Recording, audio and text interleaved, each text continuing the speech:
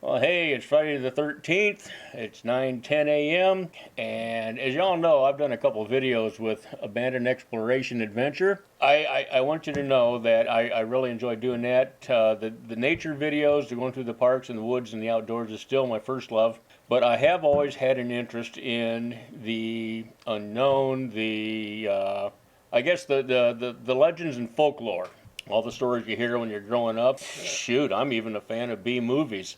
I've been doing some research online and I happened to come across on Dead Ohio website a story. The title of the article is Jerry City House. Now, I want you to know I was raised in Jerry City. I know that town inside and out, the easements, the back alleys, even the ones that aren't marked. And I've also been up and down Jerry City Road from one end of the county to the other.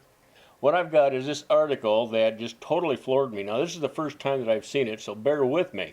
I'm going to do this from quote to quote. Here goes. As of 11 August 2005, a wicked red-eyed farmer's ghost is said to still guard some alleged grisly killings. This anonymous reader tells more.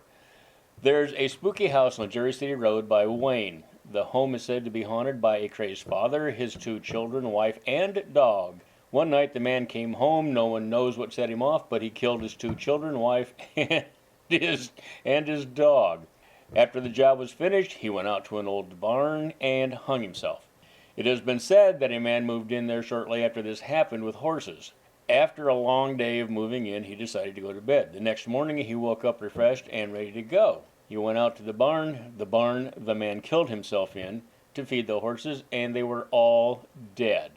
I have heard from people that shortly after that man moved out, a father, his wife, and children moved into the house. With both children being young, he had them go to bed early. Well, that same night, the younger brother, who wasn't very old, beat the crap out of his little sister for no apparent reason. To this day, his sister swears that as he committed this horrible crime, his eyes were blood red and glowing. Not only that, but later when they got older, the brother decided to smoke upstairs in his room. He just happened to sleep in one of the children's rooms. He says that he lit the cigarette and was then thrown out the window by something that grabbed him by the shirt.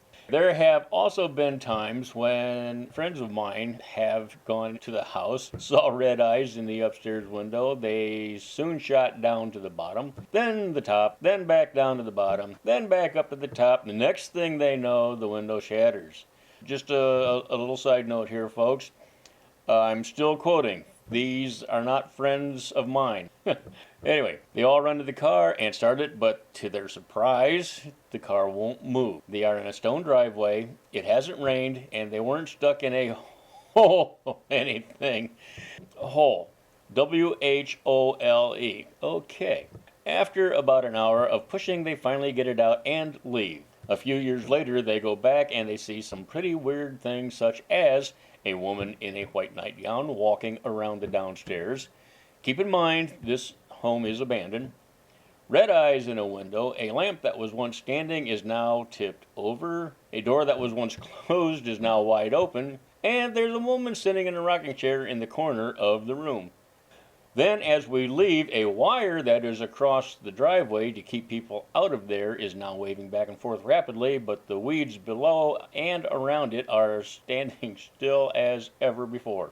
A coincidence? I think not. Was someone trying to scare us, or was there really something there? Was there really a man that killed his whole family and himself haunting the house, or is that just a legend to keep people away from the house? You decide. End quote.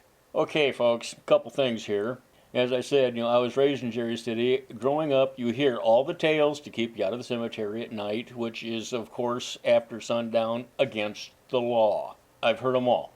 The length of Jerry City Road, I know almost every house in my mind. I've got a pretty good idea where this one is, and believe me, I will be taking a drive out there to check it out, if it's there at all. There's, if you get scared out of a place, you want to go back. I understand the curiosity of wanting to go back. I don't know if it's bravery, but if you go back to a place a few years later, you've got to go in with the idea that you weren't the only one there. somebody with a little more fortitude probably in there. A bunch of kids could have partied, kicked the door in, knocked over the lamp, and as far as seeing things, that could just be an imagination. Now, what I do find strikingly a coincidence is this story about the man killing his wife and his children is almost identical to the scenario that happened, or the story of the Potter House murders. Man goes nuts, kills his wife and his kids. The man in Jerry City House,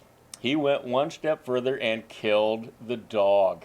So, but these two houses are within 20 miles of one another, and I just find this too much of a coincidence to be true. I don't know if any of it's true. I personally have not had any supernatural or paranormal experiences, at least none that I would recognize as such. But I'm not going to say anybody who does believe this, I'm not going to tell them they're wrong. But I will tell you this, as far as the Potter House goes, there has been many articles written, there have been stories in books. It's been pretty well documented about the paranormal activity on that property. But I will also tell you this, and this is your warning.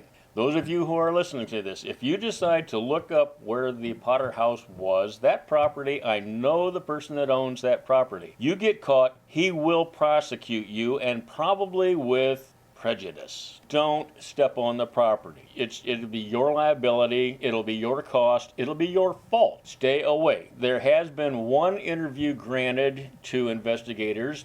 They didn't get a whole lot out of this guy. He may not particularly believe the stories himself.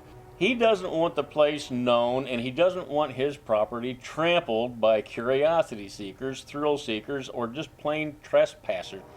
You go on there without permission, you break the law, you will be prosecuted. End of story there. So, as far as this goes, a lot of similarities in the stories. I personally kind of chuckle at this one. If you could look it up, it's on Dead Ohio. They got a whole lot of different stories there. Hatchet Man Cemetery, Abbeville, Crybaby Bridge, and Satanic Church. As a matter of fact, I live less than a mile away from Crybaby Lane. You make up your own mind. Happy Friday the 13th. Later.